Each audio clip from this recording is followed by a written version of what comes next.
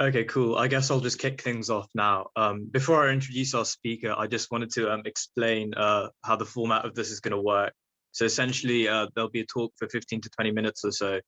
And then using the chat function, or you raising your hand or you unmuting yourself, you guys can then ask questions for 15 to 20 minutes. And with that in mind, I'd just like to say good evening, everyone. And it's my pleasure to introduce Jessica Schibli, the founder of HUMSoc, our society.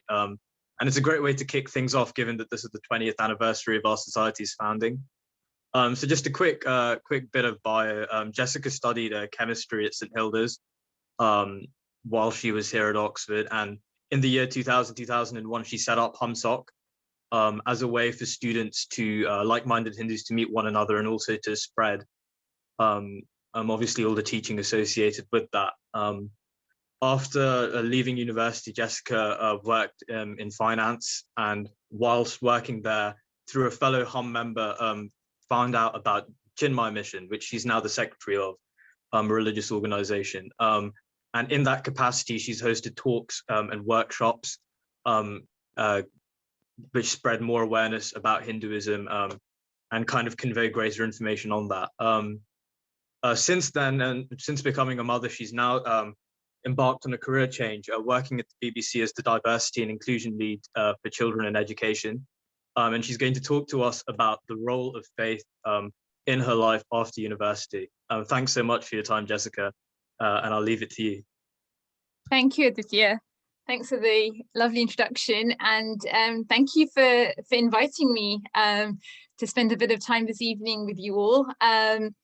Very nostalgic, obviously. I've already been chewing off the ears of Shanal and Aditya because of like, oh, I used to do this and we used to do it like this and all of that kind of stuff. But it really is a privilege and honor to be invited to talk to you guys this evening. And yes, it was an interesting title that Adi presented me with, Faith After University, and it's been a really good opportunity for me to do some personal reflection on what is faith and the role that it's played in my journey after university, but even in life as a whole. And so that's basically what I wanted to share with you today, some thoughts on what faith is, and also my own personal journey after university as well. I know we'll have Q&A at the end, so feel free to let me know if you have any questions. So what is faith? I guess faith means different things to different people, and I guess different images come to mind. For me, it was always whenever India would play cricket, my mum would do extra prayers. Massive cricket fan, you know, she grew up in India, and just, yeah, so all these extra prayers to God when India's playing cricket. Or is faith when there's an extra big turnout at HUMSoc Aarti just before exams start. And yeah, so I guess different people see faith in different ways, and some slightly humorous examples there. But I guess the truth is that excuse me, everything in this world actually revolves around faith. So faith plays a crucial role in our lives, and every time we perform an action, it's with faith. So we board a plane, we're trusting in the pilot. When we're waiting for a bus, we have faith that the bus will arrive. When we take a vaccine, we have faith that it will give us the protection and immunity that we need. So it's a funny thing though, because even though faith is an important part of our lives, quite often the implications of it and its full meaning are sometimes misconstrued, and its real essence of its meaning is sometimes not really appreciated. It can be taken as a negative quality sometimes, almost implying this idea of blind faith, or someone who isn't very intellectual, sort of the association that people with faith are not, very intellectual, they haven't thought things through enough. And actually there's a lovely quote, a thought-provoking quote that I'd like to share with you by Swami Chinmaya, who defined faith as Faith is to believe what you do not see, the reward of which is that you see what you believed. So the idea is that in the beginning, faith actually starts off just as a belief. So something that you don't see, that you don't experience, that you don't know. But it actually, the culmination of faith is the verification of what you believe. And I guess faith is what takes us on that journey from believing in something to having full intellectual conviction and experience of that in which we believe. And in our scriptures, there's 5 different types of Shraddha, faith, being detailed. There's faith in God, faith in the Guru, faith in our scriptures, faith in one's own sadhana, and by that I mean our spiritual practices, and faith in one's own self. So having faith in ourselves is also essential.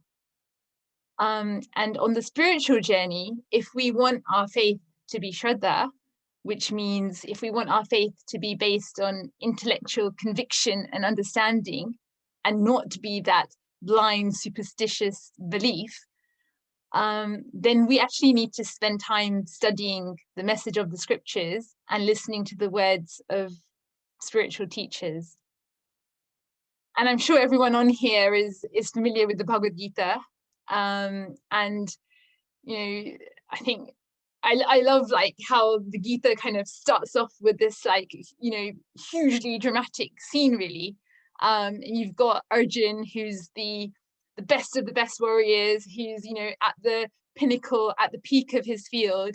And this guy basically has a complete meltdown and completely breaks down.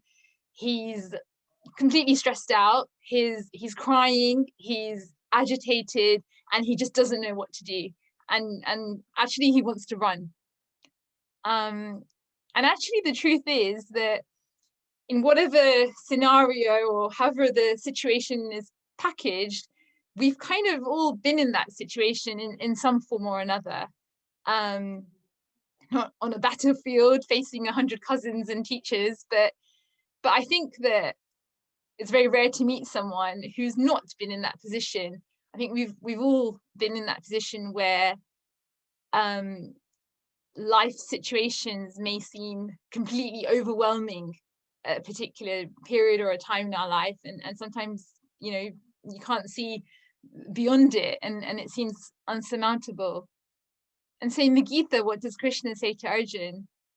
So Arjun, after he's done his like, you know, big dialogue at the beginning, and actually is just sort of saying, you know, tell me what to do, I cannot fight. Krishna basically starts the Gita off by saying to Arjun, he is eternal. So there's the famous verse that, you know, the wise do not grieve for the living or the dead, and there never was a time where you or I did not exist. He's basically responding to Arjuna's meltdown by saying, you're eternal. And I guess this is the message here, is that Krishna's way of treatment to Arjun is that first and foremost, in a situation, to actually lift our mind to that level of knowledge, that height from where you can get an all-encompassing view, like a full bird's eye view, and have a vision that is so vast that we can then actually get a clear perspective of what the world is and where I stand in that world as well. Krishna doesn't try to solve Arjun's problem by saying to him what he should and shouldn't do. And I think that's kind of a huge message to take away into our day-to-day lives, that like Arjun, quite often we will see whatever the situation is or whatever the problem that is in front of us, we may see it as bigger or greater, mightier than ourselves.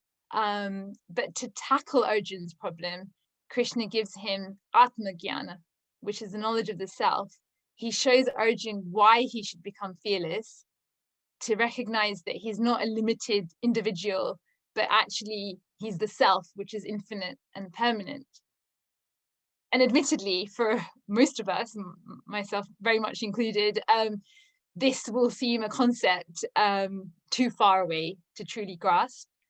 But I think that the learning here is that it's important to embark on the journey where the initial step is belief in the words of the scriptures, so that we ultimately do come to know the truth, this knowledge of our own true self. And I guess that kind of leads me to, okay, so what's been my journey of faith, and how has that evolved? And actually, I kind of, when I was thinking about this, I had to rewind before university a little bit as well. And, you know, growing up in a family that was very devotional, I was always exposed to religion, like I'm sure most of us will have experienced. You know, it was through various bhajan satsangs that my parents and grandparents would drag me along to. There were a few gathas that used to take place back in those days, that, you know, sort of talks on Ramayana or Bhagavad-Gita dotted around. And actually my granddad, he had the same love of hoarding books that I now have. And whenever he could get his hands on a religious book that was in English, he would like scoop it up and always get it for me. And so growing up, it was the Amajitra Gathas, maybe some of you have heard of those, the comic books basically. And then as I grew up, I would peruse copies of the Gita or Ramayana. But I guess like even back then, it sort of, for me, I guess it ignited like a love or a passion for learning more about these stories. And yeah, I just found them really fascinating, I guess. And so fast forward to 1999, which is when I matriculated. When I came to Oxford in 1999, I guess I was actually in some ways full of a lot of drive and determination. And I think when you're 18, and you all relate, I think when you're 18 and you've just got into Oxford, and actually in my family it was a huge deal, being the first person to go to university and all that.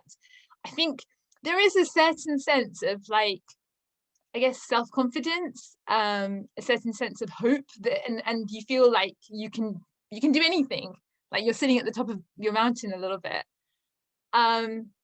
And so yes, I was really surprised when I turned up to Freshers' Fair and there was no Hindu Society at Oxford.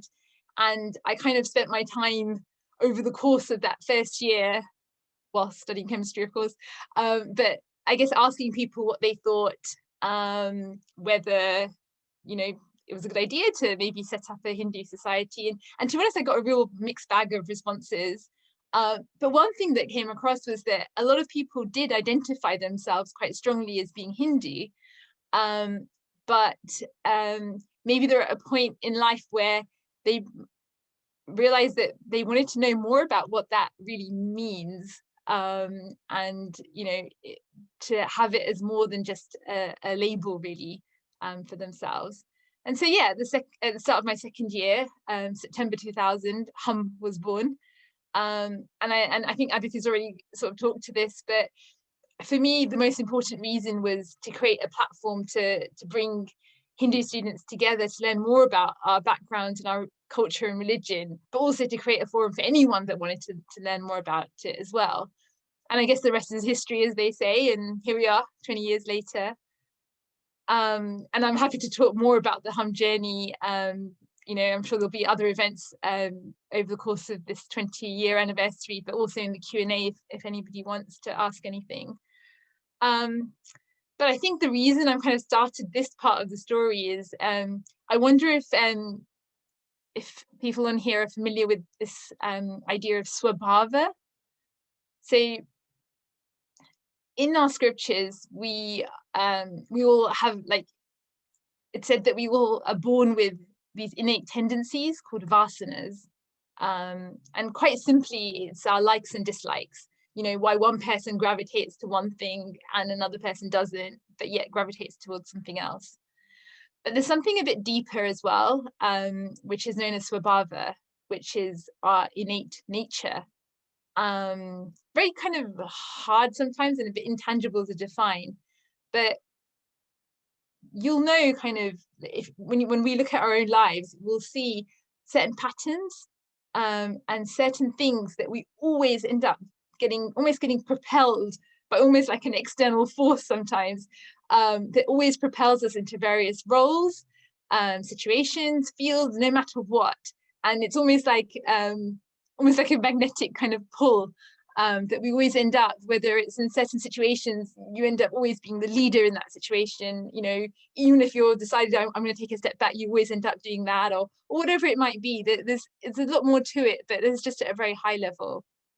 And I think for me, actually, a huge part of my spiritual journey and expression of my faith is actually the love of a love and a want to spread the knowledge of our scriptures. And hopefully that's what will help me to grow and become a fit student of these. So yes, after HUMSoc and after university, it was actually somebody that had helped me set up HUM back in 2000 that introduced me to Chinmaya Mission, which is a spiritual organization. And to be honest, I was very skeptical. And I did agree to go to one of their retreats, but I also packed some magazines. It was in the middle of somewhere in Wales with no reception. And I packed some magazines, and I also packed an iPod, if anybody knows what that is. But yeah, I thought, oh, you know, if I don't like it and we're stuck in the middle of the countryside, at least I can hide in my room and listen to some music and read some magazines. So very skeptical outlook there, but actually ended up kind of, I guess it was just a moment, like an eye-opening moment where I was exposed to Vedanta, and my journey with Chinmaya Mission has been from attending this first camp to sort of coordinating their youth wing, teaching classes, organising events in the city for young professionals at various banks and business schools and things, and now I'm the secretary. And even through that, like even once I became a mother, I was teaching toddler classes on, you know, various stories about all the deities, etc. So I think for me, this has been my path for maintaining and evolving my faith. But that's me, and I think that's why I mentioned this idea of swabhava. The journey is going to look different for everybody, depending on what each one's innate tendencies, what each person's innate nature is. But for me, the foundation of growing in my faith are 3 S's. Satsang, so being in the company of like-minded people who are also wanting to explore the spiritual path and sort of learn more about themselves on this journey. The next S is seva, serving something bigger than myself, with the idea that it's done with love, not as labor, not with, you know, any kind of agenda to get praise or to get recognition, but the idea is to serve with love and not being dependent on the results. And the last S is sadhana, spiritual practice. So looking to be regular and consistent in my own self-reflection and my own daily study, which, you know, it's kind of like with everything, there'll be ebbs and flows, but even on this, but I think these are the 3 kind of foundation stones for really maintaining faith and to grow in that. And yes, it's not going to be a linear path, but I think to kind of keep coming back to this is important. So just to close, I think there were just 3 things that I wanted to share. One is time.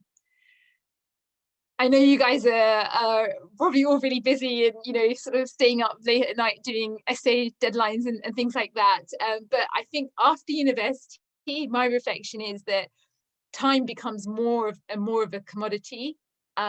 We have less and less of it through its, because we take on more responsibilities, whether it's through family life, as we, you know, become more senior and established in our career, time becomes more of a commodity. And quite often in that situation, the first thing that will go is spiritual practice, self-reflection, prayer, whatever way we are expressing our faith, really. And there's a quote by Pujya Swami Tejamayananda, which is that quite often we give priority to what is routine and what is urgent, but we forget to give priority to what is important. And that's something that always stays with me, going, oh, but did I do the important things today? Or did I just do what I had to get done today? The second thing is values, whether it's in the workplace or whatever situation. I think it's so important to be without compromise, be completely true to values and who you are, because I think it becomes a very slippery slope once we compromise on one thing. Then we fall for everything as well. And this idea that the beauty of life is really expressed when we are expressing our excellence, and that's by being strong to our values. And the last point is that quite often I think a lot of people have this attitude that I'll get through life, got to get through, like my studies, got to get through, being really, established in my career, and then I'll kind of visit spirituality. I'll visit, reading the Gita or the Ramayana or whatever it might be. But actually, I think the biggest thing I've learned is that we need spirituality to get through life. It's not getting through life, then spirituality. We need spirituality to get through life. And it's about building up our spiritual stamina and resilience. Maybe, and this isn't always the case, but maybe up until university, life is actually quite neatly laid out. You go to school, you do your GCSEs, you do A-levels, you go to university, and it's a bit of a conveyor belt. But maybe after that, it's a little bit like a path maybe not as clearly laid out. And who knows what life is going to bring? You never know. I mean, quite often we don't know what's going to happen in 10 minutes time, who knows what life is going to bring.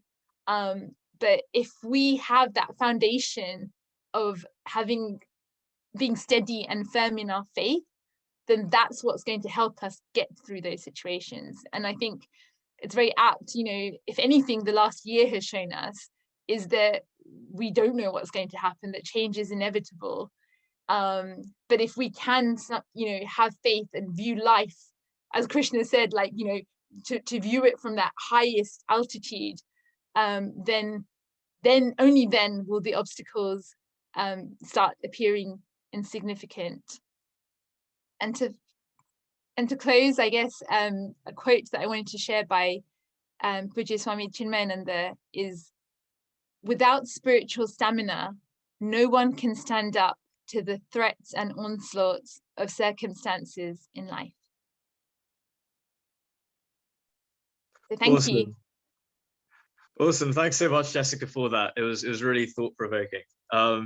In terms of how the Q&A works, you guys can either raise your hand in the chat, unmute yourself, or send a message. But I guess I just wanted to kick things off with a question of my own, because I can, I guess. I guess one of the things I wanted to ask you is about your career change post-university. Do you feel as though your faith informed that, and specifically maybe this idea of svabhava, this idea of through faith maybe understanding your likes and dislikes more?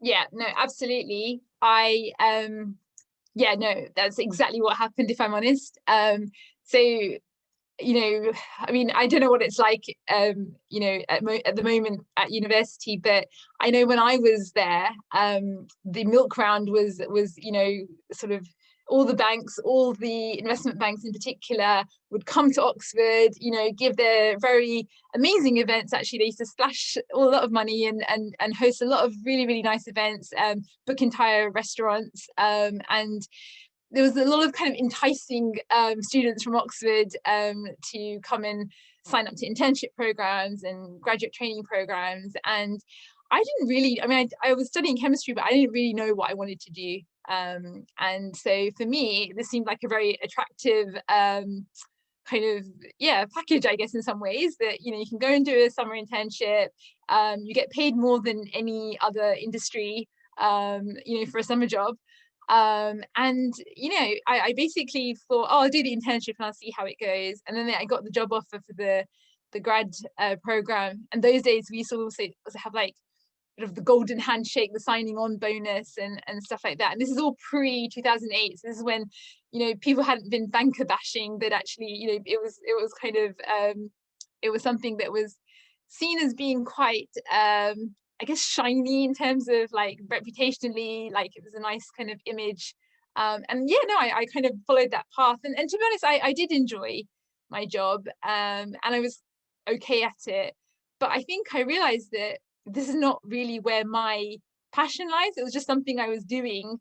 And I was also then doing a lot of stuff on the side of my job through, you know, organizing various events through Chinmaya Mission, the corporate city talks, and all of that. But I realized that, hang on, I'm spending an X amount of my day doing the stuff that I don't necessarily believe in, that doesn't necessarily align to my passion in life, my swabhava. And I'm kind of almost expressing that part of myself through the extracurricular activities. And so actually, when I did take a career break to have my son, it's been a chance to reflect really. And I realized that, no, I don't want to go back to that, because it's not me. And you know, career in finance is, you know, perfect for somebody else, but for me, it's not an expression of who I am. And yeah, so it's actually been very much aligned with that journey. Nice. Meg, you have your hand up. Can you unmute yourself and then you can? Yeah. Hi Jessica, thank you so much for the talk. It's been really lovely hearing you speak, and lovely to get to know about how you've sort of worked through retaining that element of faith after university. You mentioned a little bit about how, you know, people struggle with time, you know, especially at university and after work as well, with all the different commitments and responsibilities that you have. So I was wondering, on a day-to-day basis, are there any sorts of methods or ways that you try to keep connected to, you know, your faith and your culture in Hinduism? Yes. So I think there's something called your dinacharya, which is like what you do in the course of the day, and certain, there's a phrase niyama actually as well, like the things that you keep to as part of your routine. And to be honest, right now, it's like with the current situation, it's a best efforts thing, and I think really the ideal is to be every day regular and consistent with it. But it's you know, on waking, to actually do some reading and prayers, and to make that as part of like every day, and to meditation as well, and then to actually and also japamala, and then to have breakfast, basically is like, you know, if I do everything I was meant to do that day, that's the order in which I would do it. And I guess what's always advised is, okay, yeah, you know, say you had a really busy day and you weren't able to do your japamala, then the next day, make sure you do the extra one that you missed the day before, and to almost be very disciplined in that. And for me, a big part of it has been, through Chinmaya Mission, I attend a weekly study class. At the moment, I'm studying a text called Yoga Vishishta, which is an amazing conversation with like Rama has with Rishi Vashishta, explaining the meaning of life, basically. But for me, having that weekly, you know, thing that I'd never ever miss, is actually a huge source of strength, because otherwise, you know, life happens and you get so caught up in this and that and stuff, and then a week passes and you haven't actually prioritized that self-study or reflection. And if that is something that we're saying is really important to us, then it has to almost be prioritized accordingly. Like, we never have a day where you don't brush your teeth. So it's almost to kind of like align life in such a way that, you know, you don't miss certain practices, really. Thank you so much.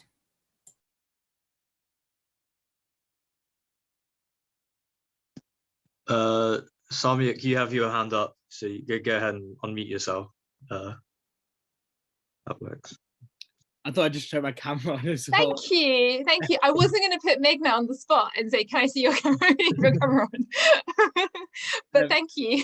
No worries. Thank you so much, Jessica, for the talk. So funny enough, I'm like, my family is also part of the Chinmaya Mission. Okay. I just put my reaction down. Right. I kind of wanted to ask from a student perspective. So obviously we, like many of us, might be part of organizations like the Chinmaya Mission, etc., who have a specific sampradaya and ideology that they're part of, like Vedanta. How do you think students as a whole are able to connect with it? How do you think like we as like on Hindu societies can help to like distill those things across? Because obviously it's very like philosophical stuff anyway, not many students are going to be connecting with this. How do we still aim to get the core values across and the core emphasis on, I guess, the beauty of the texts, to even those students who perhaps just want to have fun at a garba, for example? Yeah. I think there'll always be the students who want to have fun at garba, and that's it, and that's fine. But I think it's about kind of making it as accessible as possible to as many people that want to know as possible as well. And I think, when we talk about self-realization, it's like, it's so hard to like understand someone saying, oh, you are not the body. But I think to make it accessible, it's to almost see how the current situations that students are facing, how will this knowledge help? Does it help? And so, usually, I mean, I did a lot of the young professional events, and the two things that people were always thinking about, there's always two things. I don't know if you can guess them, but basically it was about career, like what job should I do? Which is the perfect job for me to do? What career should I choose? And secondly, relationships. Who should I marry? And those are always the two things that at that particular age group were always like wondering about, had dilemmas, problems about.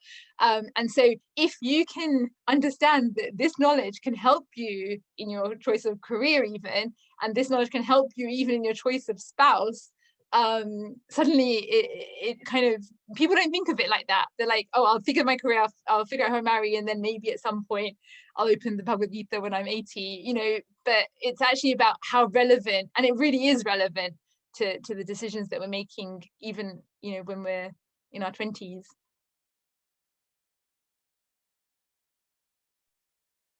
Yeah, thanks for that. I like the practical, like, relationships and careers angle. Because when I used to teach the chick classes, the Yuva Kendra classes, which is like for 18 to 30-year-olds, is the two questions, the only two things that people, and then the other question would always be like, oh, but hang on, if I really, really want to buy this expensive car or this expensive handbag, am I like being a bad person? Like trying to justify, this is at the point where you started earning like the big bucks, and you're like, oh, can I justify this vasana I have for this desire I have for this object? But yeah, it always comes down to this. Yeah, I guess I had another question in relation to like appealing to students, maybe. Like, speaking personally, did you find like a difference between how you were a Hindu during university and afterwards, like in the sense of like applying the teachings more? Or maybe it was just the case that your faith deepened after uni, but how do you think it was different like during? Yeah, I think for me, like maybe some of it was like very like ritual based in some ways as well, because that's what I had like experienced growing up. So I think when you come to university, it's interesting because up until then, quite often it's what your parents do and you'll kind of tag along to that, and then you're suddenly like, and this is kind of before there was Hum Arti, but you kind of have to figure out, is this something I do? Like my mum did it at home, but do I, light a diya in the morning? Do I do an arti in the morning? That kind of thing. And so I think for me, it was that. So, I remember at St. Hilda's, like, my rule was, okay, definitely on a Sunday, I will spend some time in front of my altar and do a japamala and sing some stotrams and stuff.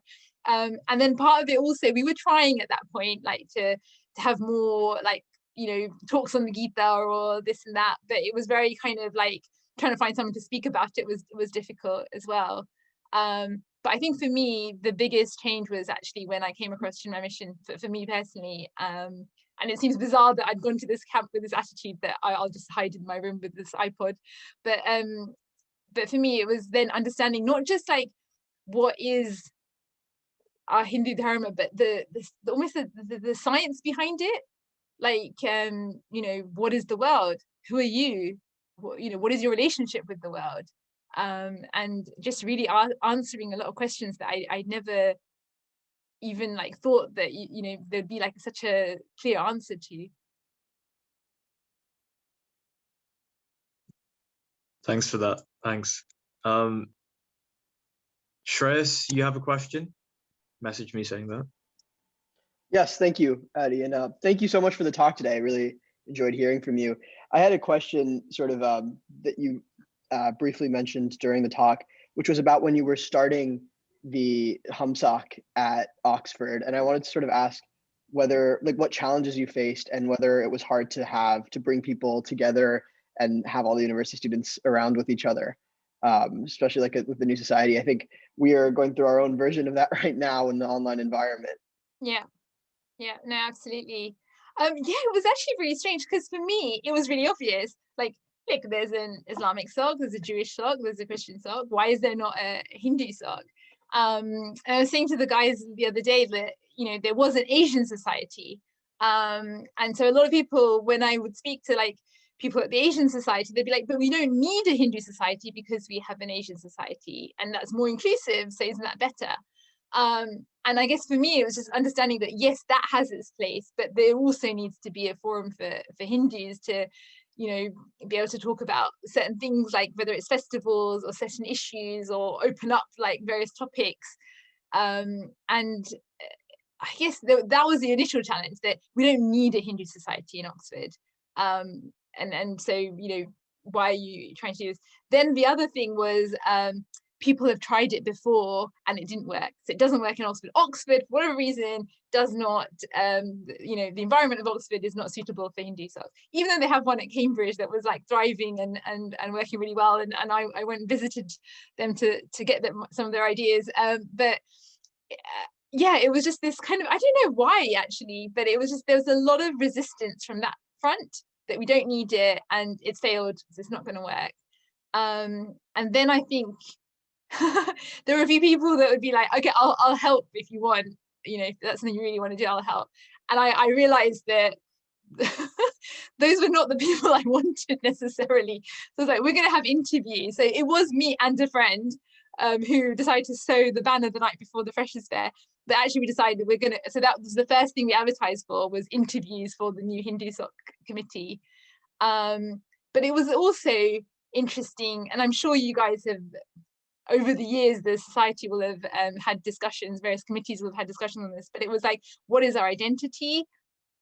So at the onset, I was very adamant that there'd be no meat at any of the events, that there'd be even no alcohol at any events. I know that's not necessarily stayed that way, but at that time, that was kind of how we set that up. And even that, you know, brings in lots of discussion, which is actually, I think, brilliant, because I think one of the beauty of our dharma is that it's not always going to look hard and fast to everybody. Like, it doesn't mean that, oh, because you eat meat, you're not a Hindu, or you drink alcohol, you're not, you know, so it's almost like it brings up all this discussion, which actually is a positive. But I think that was the kind of initial things. And then it was like, we need a venue to host events. And funnily enough, the OCHS had just, it was called slightly different Vaishnava studies then, but the OCHS had just opened.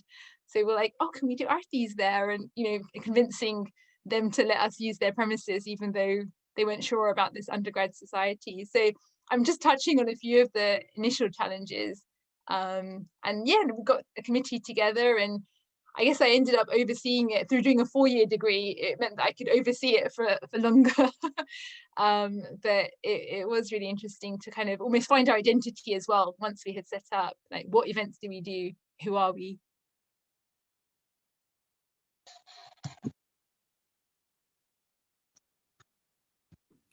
Yeah, I'm just going to butt in because I can't raise my hand because I'm the host.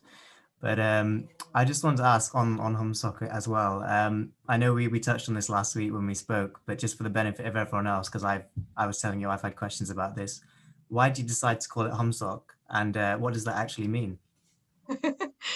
Yeah, and I was saying to both Shraddha and Aditya that I wish there was like a really good like story for it. But so basically I knew the deadline for Freshers Fair, and I had to fill out some forms, and I think we didn't have money, there was no society, so I was just like, okay, I'm just gonna pay for whatever it was to have the store. And it was just like, what's the name of the society? And I just and then I think it was very random, but I liked this idea of like hum, because one, there's this film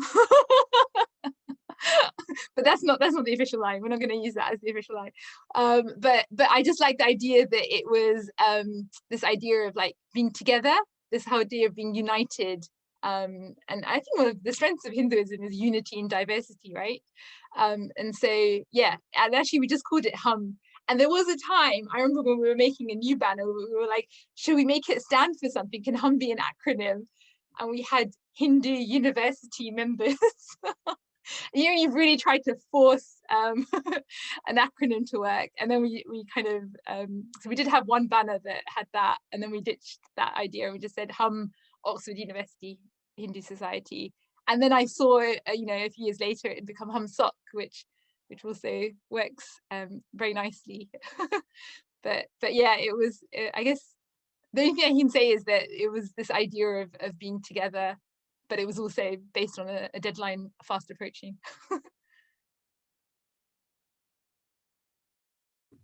Yeah, and I think the other thing you said was how a lot of societies just kind of have one name, let's say like Oxford University Hindu Society, but it was quite nice to have a separate name to make it a bit unique and something nice and catchy as well.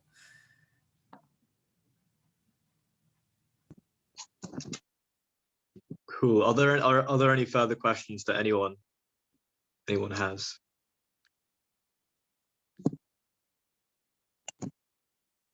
Cool. I'd just like to round things off again by thanking Jessica so much for taking time out of her day to talk to us. Moving forward, the hope is that we'll do like more collaborative stuff, and also a kind of alumni-based event moving forward. So keep your ears posted for that. And cool. I mean, with that, I guess that concludes this. Thank you so much, Jessica, again.